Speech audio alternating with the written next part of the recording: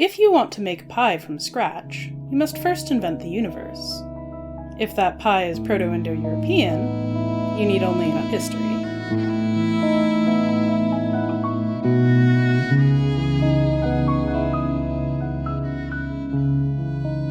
Hello and welcome. I'm Zilla, and this is my Athenaeum. Today we'll be discussing, in broad strokes, the proto-language for everything from English to Armenian, Proto-Indo-European, or, for short, PIE. The idea of a proto-language, or the predecessor to a number of related languages, has been around practically forever. Grammarians of the ancient world, from Aristotle to Panini, noted the forms of linguistic variation over time within their own language. And even the Romans were interested in the similarity between their own language to that of the Greeks. It's a short step to go from understanding linguistic variation in time and space to wondering if there was something that came before, some commonality from which they came. Our modern understanding tells us that there probably wasn't just one original human language, no Tower of Babel. But the idea of a proto-language does seem to hold up.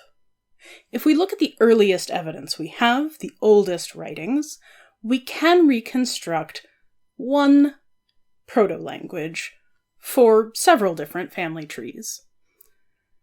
For most, although not all, of Europe and Western Asia, that proto-language is PIE. Using a method known as comparative linguistics, linguists have traced back commonalities in grammar, vocabulary, and phonology through all the extant evidence to reconstruct this family's proto-language. For instance, let's look at the words for numbers. In English, 1, 2, 3, 4, 5. In German, 1, 2, 3, 4, 5. In Greek, 1, 2, 3, 4, 5. Using these and other similar from related languages, linguists were able to figure out specific sound shifts and local variations and work backwards to reconstruct the PIE numbers: hoinos, duo, tres, quator, and penque. And you can't do that for languages outside the family, like Japanese, ich, ni, san, shi, go, or Finnish, yksi, kaksi, kolme, neljä, viisi. I'm massively simplifying, of course, but the methodology does hold up to scrutiny. For example, in the late 1800s, a linguist known as Ferdinand de Saussure came up with the idea that certain otherwise unexpected sound shifts in certain vowels could be explained by a consonant that had dropped out since the Proto-Indo-European roots. He was later proven correct with the discovery of Hittite nearly 50 years after he proposed this argument, which preserved exactly those consonants. They're known as laryngeals, but we're not actually sure how they're pronounced. Indo-European daughter languages are found all over space and time, from modern American English to a 5th century branch called Tocharian that flourished in what is now Western China, from Old Norse down to modern Afrikaans in South Africa.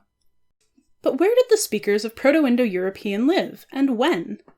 Scholars like David Anthony have been trying to figure that out using the vocabulary that we've been able to reconstruct. And we know that they had words for the horse and the wheel, but a common word for chariot doesn't seem to exist in any of the languages except for one specific daughter branch. So we think that we can place them sometime after the domestication of the horse, but before the common use of chariots. Using this kind of methodology, the most commonly accepted guess is that they lived in the Eastern European steppes sometime around the 4th millennium BCE. But it's only an educated guess. PIE isn't the only proto-language to have been partially reconstructed, and it's tempting to see if we can take it one step further. For instance, Proto-Semitic came up just next door, and there are so many tempting similarities to PIE.